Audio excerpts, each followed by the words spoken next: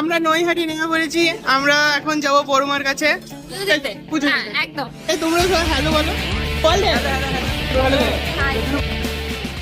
হ্যাঁ, আমরা নৈহাটি বড়মার কাছে গেছিলাম আর গিয়ে অনেক মজা করলাম আর অল্প কিছু বুঝলাম এই যে কেউ তার মনস্কামনা পূরণের জন্য সারাদিন লাইনে দাঁড়িয়ে পুজো দিচ্ছেন,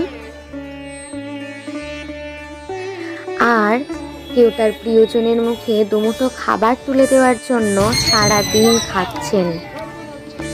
এই সব কিছুই সম্ভব তার জন্য, আর তিনিই হলেন সবার ঊর্ধ্বে। এই দুই মানুষই পাশাপাশি থাকলেও বাইরে থেকে দেখে মনে হয় অনেক দূরে, কিন্তু দিন শেষে সবাই হয়তো তার পরিবারের জন্য এত ব্যাকুল।